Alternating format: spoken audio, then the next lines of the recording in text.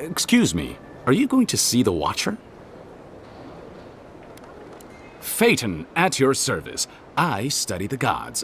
Respectfully, of course. And Theo here is a student of, Post-mortal cognition. I examine who we are in death and what we recall of it in life. Abstractly, of course. We aren't animancers, in case you were concerned. My friend and I are metaphysical philosophers, and we have hit a bit of a snag. If you want to run, now's our chance. Don't mind me. I'll be over by that building not caring an ounce about this. I say Watchers are a hoax, and he says Watchers are magical, all-knowing windows into the afterlife. That isn't how philosophy works. Doesn't matter. I won the argument, so pay up. Thank you for your perspective, Envoy. We'll trouble you no more. Your soul, Envoy. Your very soul is in danger. The Watcher can see it. The Watcher knows. An envoy. A godlike. Two destinies come together. How curious.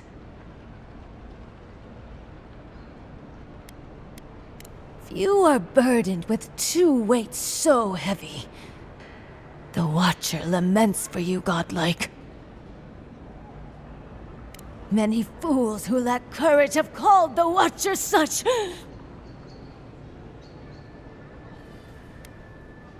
Ugh, why come to me at all, then, if you're so clever? My trade's been cut off since the city closed, and I have to make ends meet. At least I'm giving people hope. Can you Adiran say the same? Well, there you have it.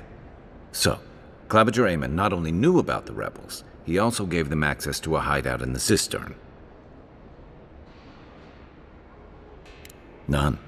I knew he was protective of Paradise, but I never would have dreamed he'd get in bed with organized rebels. Look, everyone who settles in the Living Lands comes from somewhere, but until recently, those settlers have been people, not nations. But when Adir built an embassy and filled it with dignitaries and troops, some started to worry that your laws and governors would follow. Right, all of that. Don't forget why we're here. You hired me to hunt the rebels down, and now we know where they are. A cistern beneath the Temple of Andra. Good place for a hidden base. It sits just below the city, where the people and patrols will never look. Maybe we should bring reinforcements.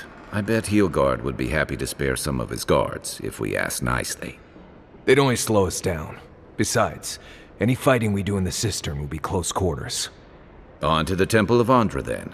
It's east of here, just across the canal, in the plaza with the big statue. Isn't this a surprise? Not only to see you alive, but to have you grace my little workshop. Chandlers don't get many high-ranking clients. Priests and pilgrims mostly. Still, business is good. Better than good. Well, there was this Aothasian priest on his way to Emerald Stair. He was rather fond of my work. And the Temple of Andra can't seem to get enough of them. Burning the wick at both ends, I suppose. A lot of them came here after the purgings in the Deerwood, looking for sanctuary in all the wrong places. Even on these shores, Aethys isn't the most popular deity. Andra is closer to our hearts, always has been. I used to have an apprentice. When the Adirans came to our shore, he moved on without as much as a goodbye. But I hold no grudge. He had his reasons to go, just as I have my reasons to stay. Don't take it too personally. Some of us understand you good folk are here to help, and some of us need a little more time. You almost sound convinced yourself. Imagine how boring this place would be if we all agreed. The Living Lands could use a little discipline, that's what I say. And who better to bring it than the Adirans? With the gods on my side, I won't need to, but I appreciate the invitation all the same. If you need to keep warm at night, help yourself to some Mogren's Fury. It's growing in a pot just over there. No charge, of course. The Adiran Envoy's money is no good here, and never will be. Oh my. Merciful gods! You're the inspiration I've been looking for. Please, allow me to memorize your sacred features. Let me burn them into my unworthy eyes and dash them upon the canvas. Yes. Yes! Oh, I came on too strongly, didn't I? Oh, ruined the painting I haven't even started. Curse me for a fool. Helia blessed me with the gift of artistic expression, but that's no excuse for rudeness. Oh, please, accept my apology. Just relax a hair. You're scaring the children. Brood. I was going to warn you not to trip over yourself. I can paint a grotesque beauty or a beautiful grotesquerie, and yet there is little beauty to be found in these dark times.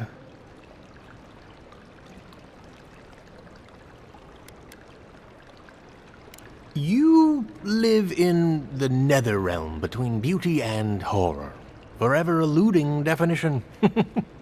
Hey, don't ask questions you don't want to hear the answer to. I will trouble you no more. The next time inspiration strikes, I will approach it with a calm, rational mind. Farewell, my friend. Hail and well met. The Temple of Andra is open to all. Oh, you must be the Adiran Envoy. How wonderful to meet a godlike in our holy sanctum. I take it you're here on official business.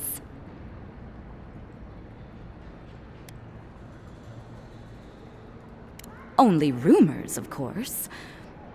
People say they're outlaws blending in with honest citizens, killers and cut purses of the lowest sort. But why ask me about the... Wait, you're not implying that I'm involved with that lot, are you?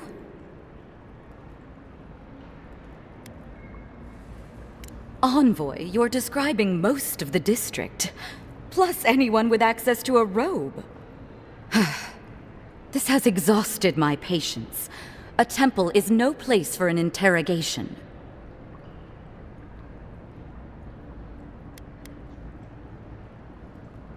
Not to be rude, but Adirans only care about law and discipline, when they can impose it on others. Well, at least she wasn't rude.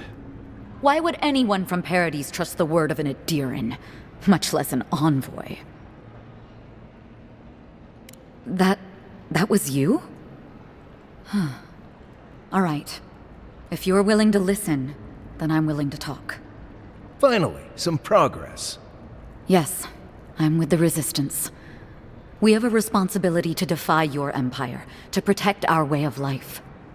For some of us, that means hiding in plain sight, passing messages between contacts, playing a role. For others, it's kill or be killed. Ask me anything you like, but be warned, you aren't ready for the answers.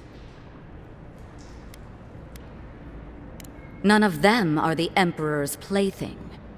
You must be special, and not in a good way. To be left alone. Paradise was fine without Adir. Your empire inserted itself where there was no need. You've impoverished us, turned my brothers and sisters into beggars, squatting outside our own city walls. Eagwolf, a powerful man, but not in the way Adir understands power. When he knocks an arrow, the gods hold their breath. If you think you can reason with him, don't bother. You have nothing he wants. I have nothing more to say to you. If you're so eager to die again, the one you want is downstairs in the cistern, no doubt sharpening his blade. The door is on the wall to your left.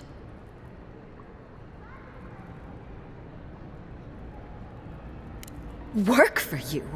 What an outrageous idea. Wait, did you say a full pardon? All past deeds forgiven. Sure, hire the local rebel to spy for Adir. Can't foresee anything bad coming from that.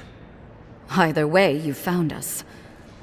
So maybe it is better to be a traitor than a corpse. This is madness. You have no reason to trust me.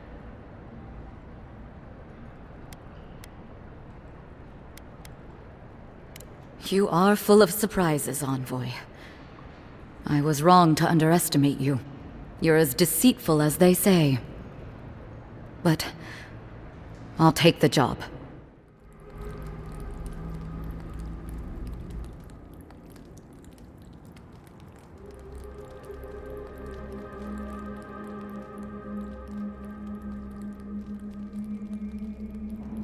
So it is true. You're alive. You're truly alive. Spoken like an assassin who's confident in his work. But how could this be? I killed you.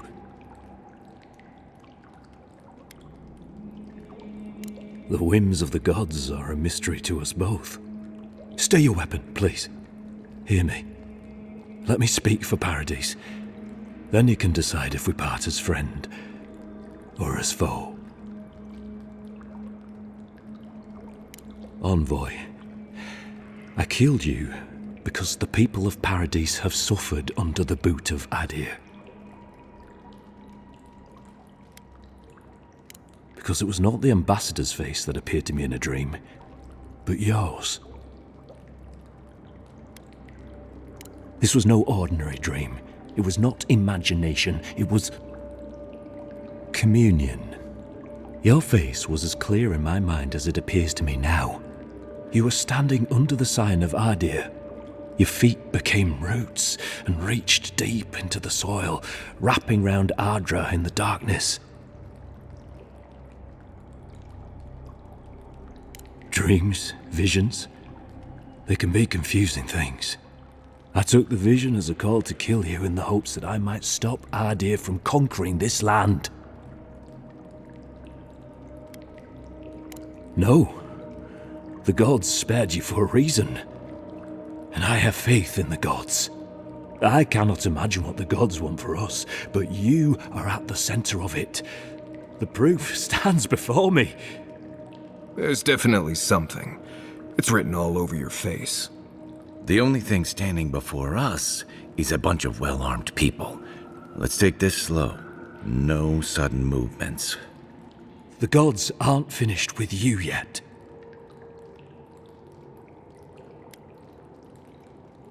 Perhaps this was what the vision meant for me to do all along. Maybe the gods wanted us to meet in this way. Who can say? I hope you do better things with this knowledge than I did. You have me cornered, but I will not hesitate to defend myself. Cowardice is not our way. My fate is in your hands. Do with it what you will.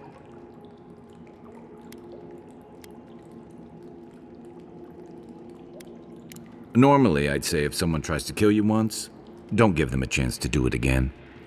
But I think he's actually come around to something. It's rare to see a real change of heart. Rarer still to have the opportunity to give someone a second chance. Don't squander it. If you spare him, he'll just kill you again. I doubt you'll get a second chance. Not a huge fan of cold-blooded murder. We survive by removing threats, and this guy is a threat. If you're guided by the hearts of your companions, then they too serve the gods. If you take nothing else from this, remember that the cruelty of the Steel Garrote has no end. The Deerans have bought most of the property in Paradise, pushed out many of the families. You installed yourselves at Fort Northreach to police trade and fishing with no authority. Adir now controls the import of all foreign goods, forcing Paradisans to deal with your people to get them. That may not be the whole story, but it's part of it. Such dealings are regulated through Adiran contracts that are both deceptive and manipulative. When Paradisans dare to challenge these contracts, we're punished by the Steel Garrote. Whatever wrong I've committed against you, I will not apologize for striking back at Adir. You mean it? You have no thirst for vengeance, no righteous desire for justice.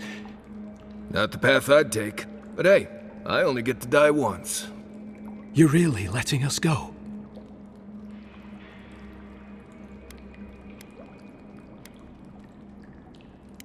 At least we agree on that much. Thank you, Envoy.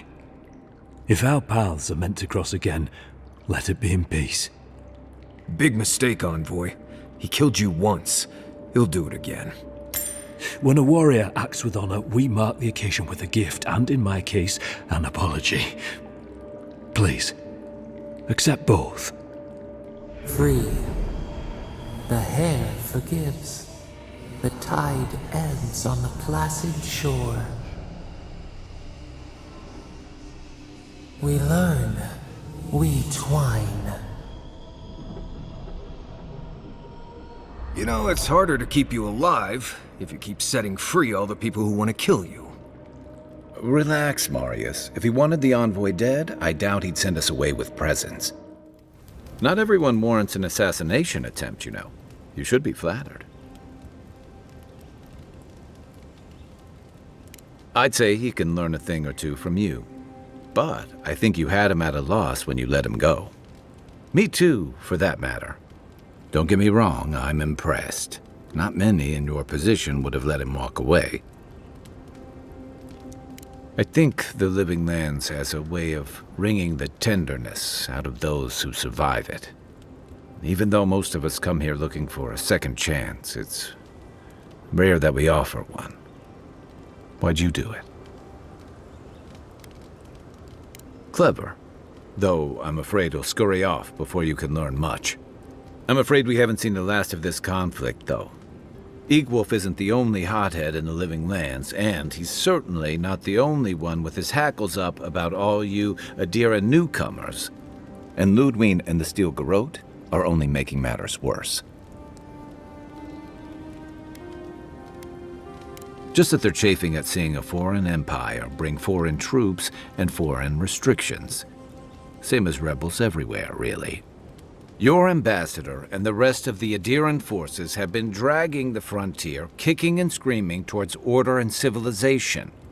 All the things that half of us moved here to escape. Then, one day, Ludwig and the Steel Garrote show up to reinforce the Adiran presence, and they're as harsh as Wodaka herself.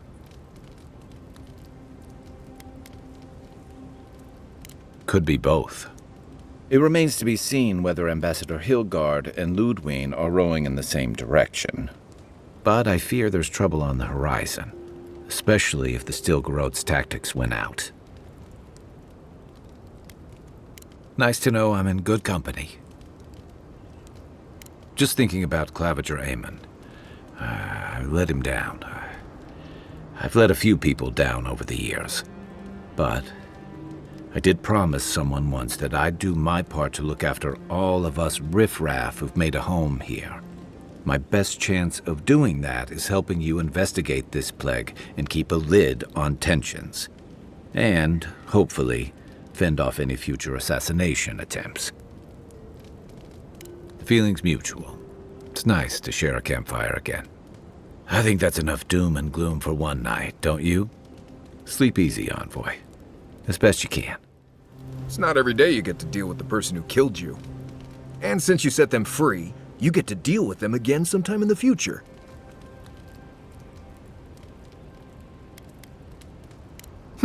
That's interesting. Good to know you're the forgiving sort. Anyway, it doesn't matter what I think. You found the assassin, and you're still alive, which means well done, Marius. Anyway. Haze, mirrors, we have touched something like your dreams before.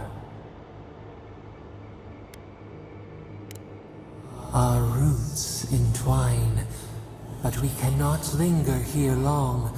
We must know. A killer freed, a predator returned to the woods. You bled and forgave. Why? Should he not suffer for your pain?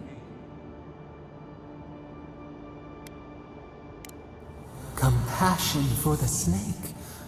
He killed our beloved. Our weeds tangled. This is not our way. A dam broke. We wept in the dark when your soul slipped away. We feared for you, felt your agony. We could not forgive.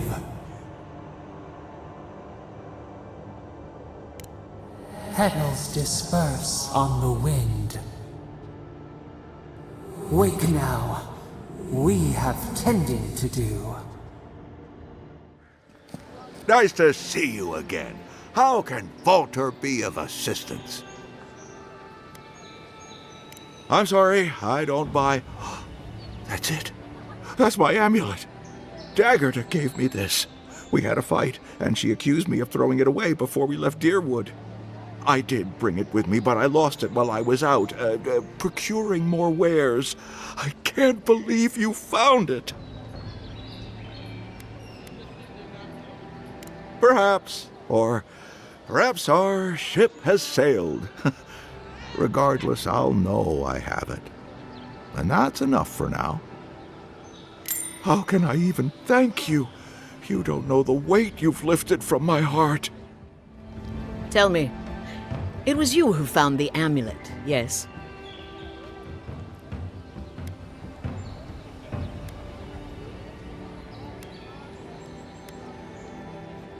I suppose not. It means he was careless, not heartless. I can accept that. Now I have some apologies to make. I can't say I'm thrilled about that. But maybe things can get better between us. With time. And abundant beverages. We have been here before. Does the new earth settle beneath your feet?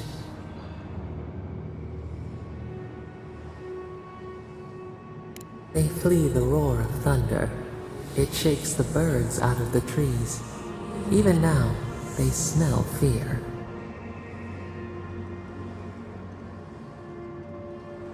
Now our memory is a wound, reopened.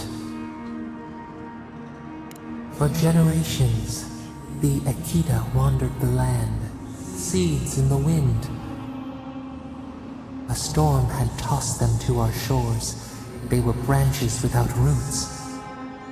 Then you, Kishimal, were born with our face.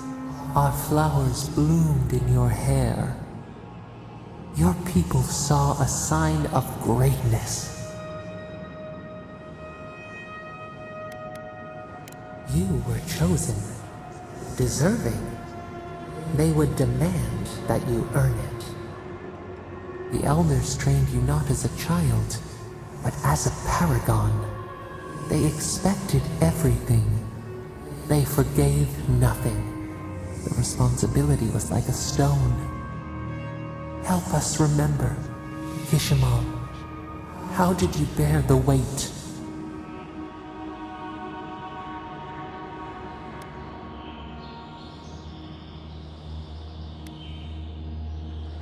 Your defiance inspired others to seek new traditions, new ideas. The more that you resisted your calling, the more you fulfilled it. When you came of age, turmoil stirred. Lightning split the bark.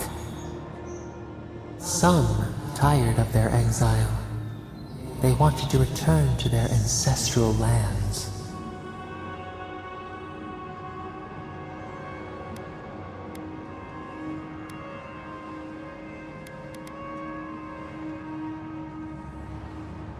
You both wanted the best for your people. How could you reconcile? A bud opened. A comet streaked across the sky. You had a vision. You dreamed of a city where the sea swept into the wood, a place to flourish, to gather, more than a settlement, a home. What did you envision in your fitful sleep, Kishimal?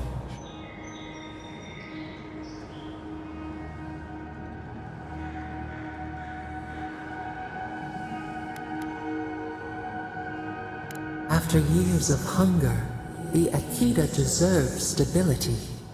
You could not nourish your souls without nourishing your bodies first. So the carpenters and masons set out, but we resisted them. What was a wall to a trailing vine, an arch to a mighty oak?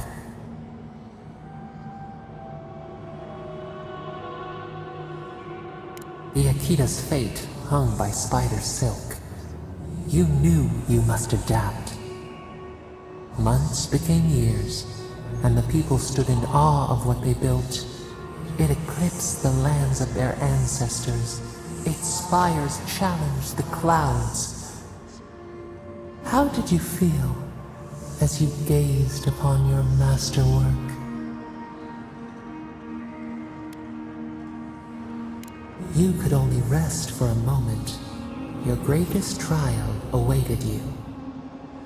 The people reasoned that the one who had built the city should lead it. A chorus of their voices joined in one. Another wait. Some claimed that this was the destiny your birth foretold. Tell us, Kishimal, how did you lead?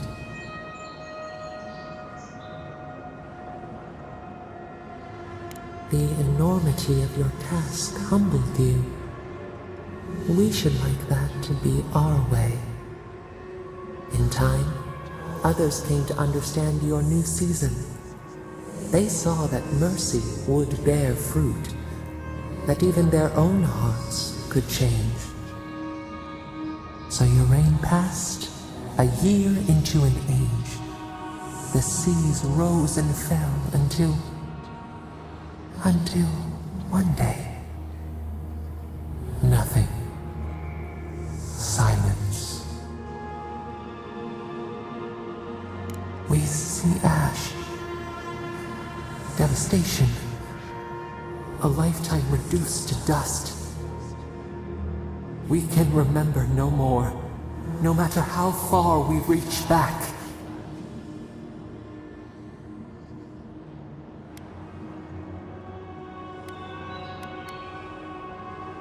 It is fruitless. A void, a tremor in the Adra. Perhaps it should not be known. Yet one shape shines through the canopy of our memory. A face amid the rubble. You, Kishimal. What became of you?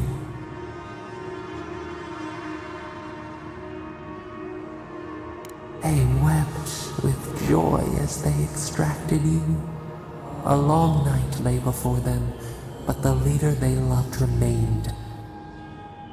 As the earth settled, we felt their hope in the darkness, and we learned.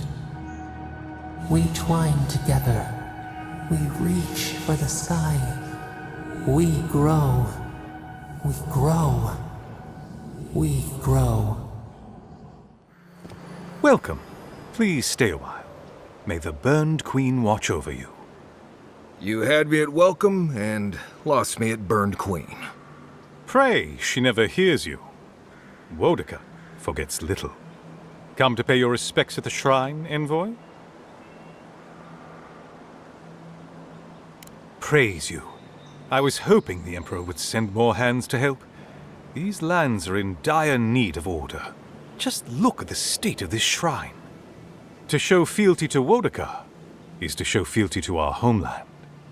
Without the patron of justice and oaths, there is no Adir. A shrine in this state does not befit a god of her stature. But one of her totems still rests here. It must still be a sacred place.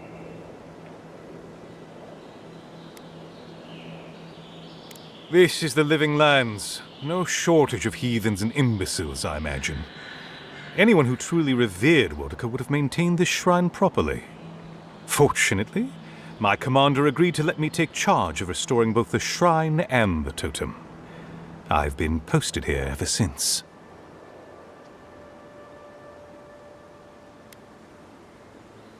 Not much, I'm afraid. All I can tell you is that it's very old. I suspect it was built for a different purpose before it became a shrine to Wodaka. Really? I'll have to look for him the next time I'm on leave. If I'm ever on leave. Painstakingly. We don't have the right materials to rebuild the shrine, so we have to make do. Nice work. It even smells better here. I've asked for more supplies. Hopefully the quartermaster won't be foolish enough to refuse. The Burned Queen deserves everything from us. The sky, and the land, and the heads of her enemies. The others betrayed her. They cast the Queen out. But it doesn't matter. She will prevail in the end. Fuck Margaret for burning her. Fuck Abidon for building the machines that powered Margaret's treachery. I have more patience for the two gods of death, Berith and Rimagand. I merely tolerate Wal and Scan. And I'm profoundly uninterested in Aothis. Apologies. I suppose I have strong opinions on the gods, particularly those that cross the Burned Queen.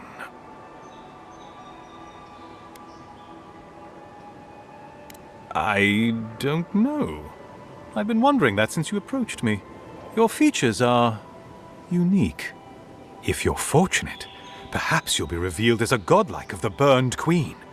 A blessing indeed. Of course. I consider myself a self-taught scholar of all the gods, though I am partial to one. Aothis rules over light and hope and redemption and all such things. He allegedly died, but then rose again in the Deadfire Archipelago. They also say that long ago, a farmer by the name of Widewind claimed to be a vessel of Aothis, and went on a rampage across the Eastern Reach. Frivolous idiocy as far as I'm concerned. Calls himself a god of crafting, but Abidon is just a sniveling idiot who serves Margaret, creating weapons for her campaigns. I don't understand how he could bow his head to that traitor. Ah, you'd think so. Berith is the one who determines who lives and dies, ruling over the paths that the dead walk to their next lives. But Rimagand rules over the act of death itself. He is famine, and he is loss, bad luck on a winter road. Very different aspects of the same universal end. Margaret is a traitor. Instead of bowing her head, Margaret burned Wodica. Yet her followers claim she's not a god of battle lust, that she instead embodies military excellence and discipline. Ha! If she were either of such things, the act of worshipping her wouldn't be so persecuted in Rayed Ceres. Yes, a god of resentment, and secret hatreds, and violent rebellions. Sometimes, his followers mutilate themselves so he can possess them, transforming them into killing machines that die when the slaughter is done. I'm not surprised. Wal is the god of secrets and revelations. Their worshippers have probably rambled incoherently at you about one thing or another at some point. It's tiresome.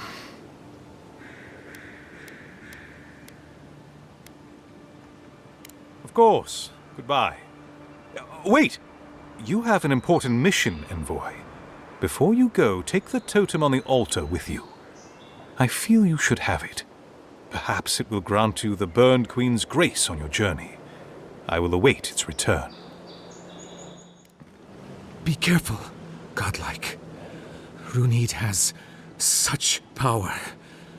God, such terrifying power. No, I don't think I am. Oh, she told me such terrible things. I was a wicked person in my last life. Evil to the core. So many dead by my hands.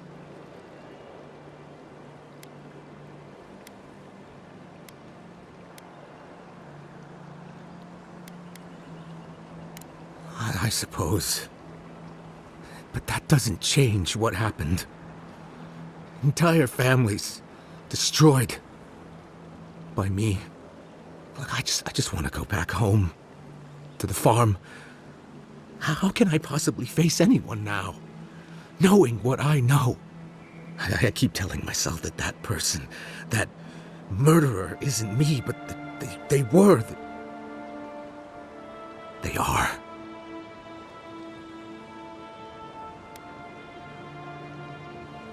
You really think someone with a tainted soul can do that? I hope you're right. Thank you, Godlike. You've given me much to think on. Oh, make sure to toss a coin into the pond behind the Watcher's home after your reading. Why, it's tradition. Rooney doesn't accept payment for her readings. So this is what people do. I don't accept payment for my advice either. You can just throw your coins at my feet. What you do is your decision, but you have been warned. If it is a watcher you seek, then a watcher you have found. She's accurate so far. Why have you come to me, godlike?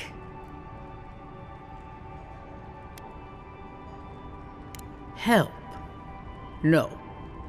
I can open your eyes, but you must learn to see. Let's have a look at you then. You who came to these shores on a royal errand. You who have died and returned. To open the door to your soul, we must first open a door to your mind.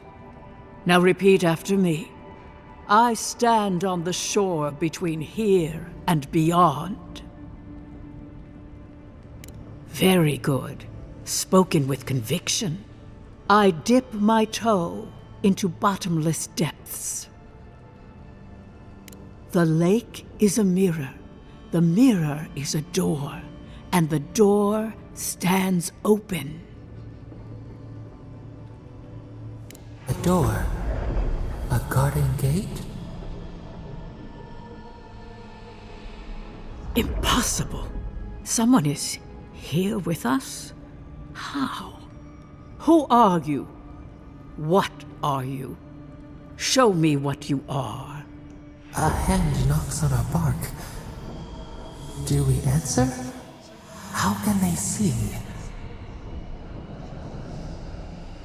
What is this I hear? Old and forgotten. Echoes of echoes. An uninvited passenger? Now she's hearing voices. Great. Is that gonna cost us extra or something? Curious. Something clings to your soul, felt but unseen. Voices, echoes in the placid lake. Shelter the seed from winter. Who reaches for our bars? Who speaks? Enough! I have seen into your soul, and hereby close that which was open. The door is shut, the reading finished. Well, that was truly unexpected. I am pleased to report I made contact with your soul, and then with something I cannot name. First, the good news. Not only is your soul healthy, it is strong, powerful. Strange for one who so recently died. Death leaves a scar, but you are unmarked. Instead of passing through the beyond, your soul was nurtured, protected, caged. Soft. The shell cushions the egg. You only live because someone would not permit you to die. But I wonder, who? Of that, I am unsure. You might find that you suddenly have new abilities that manifest in battle, for instance. Or you may feel a spiritual connection to ancient places, like memories not your own. But that does not explain who pulled you from the grasp of death. Who would do such a thing? I can say much, but that thing, whatever it is, eludes me. It has been years since I met a godlike. Their souls have a sonorous quality, like the music of a bell. A godlike soul sings together with the god that has claimed them, made them their own. It gives them power. Your soul, it has no chime. In its place, a thorn jabs at your essence, working its way to the surface. One cannot remove something so deeply entwined with their nature. Not entirely. Deny the heart. Air is not air. I told you the good news. Now comes the bad, or the unusual. When you came into this life, a thorn pierced the fabric of your soul, and your soul grew around it, trapping and embracing the invader. A godlike's chime is a gift, a blessing. But a godlike's thorn? That may be a curse. I cannot say. The gods must answer for their actions. We know that a god touched you at birth, but which one and why? They always sign their work, and none of them lay claim to you. Disturbing. Terrible. There are so few godlike remaining, and you are a stranger even among your own kind. Better luck in your next life. I wish I could tell you that everything will work out in your favor, but the wheel turns by a merciless hand. One word of advice. When you find a pillar of Adra, commune with it. Adra has a strong link to the beyond. Adra holds the path between this life and the next, a conduit for souls all around Aora. Through Adra, a soul may find its way back to the wheel to be born again. But the Adra here, in the living lands, is different, insular.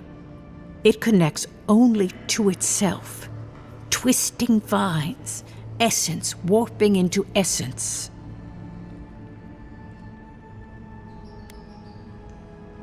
A lost soul, perhaps, wandering and in search of some connection from afar. When you find Adra, commune with it. Take heed of its lesson. Adra may pave your road to the truth, or it may lead to a dead end. But the journey will teach you. That I promise. Before we close, have you any final questions? Kai, your soul is heavy, burdened, yet something is missing. Something not easily replaced. Hey, we don't need to make this all about me. Marius, I see terrible pain and the strength of will it takes to conceal it. I see jagged, self-inflicted scars.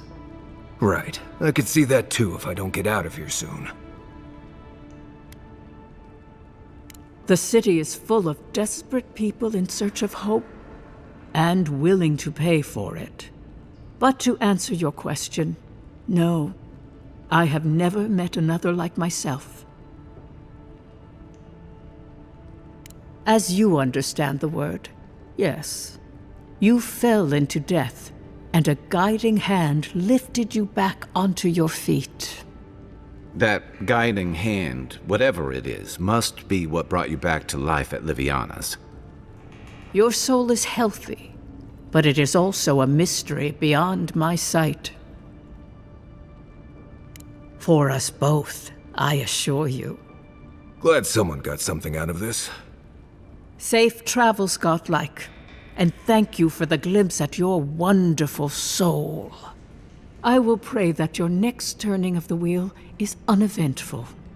Until then, you are bound to live a rich and complicated life. Stay back! They might circle around. I don't want you to get hurt. They've got my crew's swollen nets. The one treasure I have in this world, but no. I can't even keep that. I've climbed rigging for years. It's not like I can't fetch them myself, but what if the birds knock me off?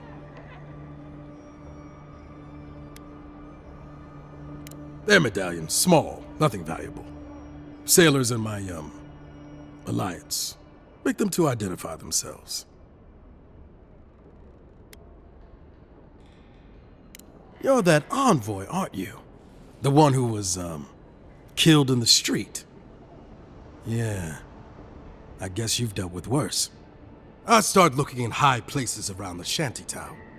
I don't know why they line their nests with them, but I bet that's where they are.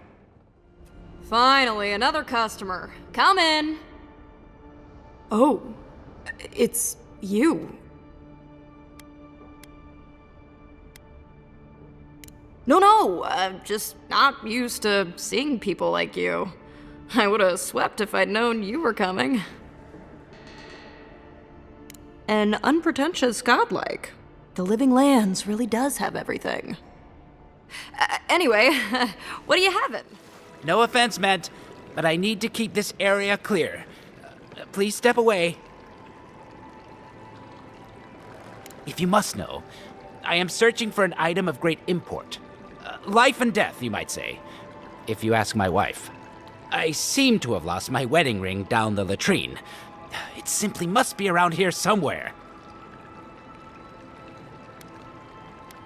Oh, I would be forever grateful if you found and returned my ring.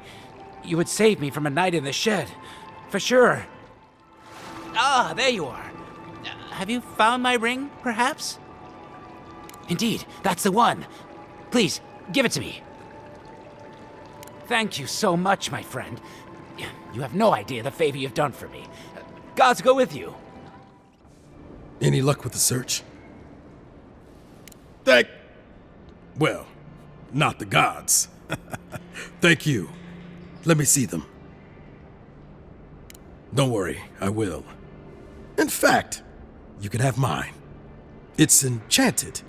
Might be some kind of luck for you. Don't mention it. Just one more thing. All this time, I've been sure this was Helia's doing, but maybe it's just superstition. Do you really think the gods curse us over past mistakes? They do, don't they? You know, it's kind of a relief to think that we're beneath their notice. How'd I ever end up here? The Living Lands was supposed to be about fresh starts and new adventures, but just look at this dump. Thanks for the swollen nets. And for taking a weight off my shoulders. Who is that, Lovely? I hear unfamiliar footsteps, love. Visitors, dearest. No one we know. Sorry for that. My husband's recently lost his sight. He's easily confused. Can I help you with something? Oh, Ramay! Yes, of course we know her. Oh, Ramay! Good soul on that woman. We went through some hard times together. That we did, dearest. Did Ramay tell you we have enemies back in Adir? It's true. Only a matter of time before their friends spot us in the city. We don't want any trouble. Just to live our lives in peace. So, it's time to move on. Only it's not so easy as just walking out the door. Aye, there's the truth of it. First off, we need herbs. Andra's kiss, the apothecary said. She'll be able to get these eyes back in shape. Only the apothecary didn't have any. Said it grows by the Eastern Gorge, overlooking the massive skeleton of some beast. Dangerous place. Oh, well, that makes it easy. Ah, thank you kindly. If it's not too much to ask, we also need to get our land deeds for Thirdborn. We bought them through an Almauer broker in the city, but we haven't been able to get them. Oh, it's a miracle, love. That it is. Thank you again. We can't thank you enough. There is one thing more, though. Oh, yes. That. The smugglers who are taking us out of here, they're beached north of the sea stacks, away from where the Adirans are looking. A lot of the locals have resorted to smuggling because of our control over shipping. And we can't use Adiran ships if we're trying to hide ourselves from our countrymen. The problem is that these smugglers found out we're Adiran. No, don't like us much. And they've doubled their price. We had barely enough for the journey before. Yes, I'm afraid we can't pay what they're asking. And if they knew what we were wanted for, they'd probably charge us triple. Bloodwine! Oh, I mean... Oh, shit. Yes, we're not proud of our past. There's no easy way to say this. We killed 2 people. It was a land dispute. Things got out of hand. There was a fight. Huh, more than one? But in the last one, they came at us with knives. And we were the ones who walked away. Ran away, across the ocean.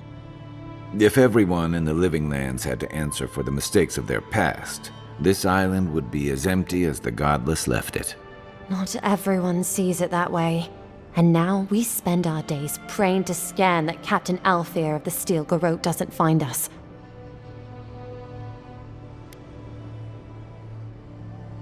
Thank you, Envoy.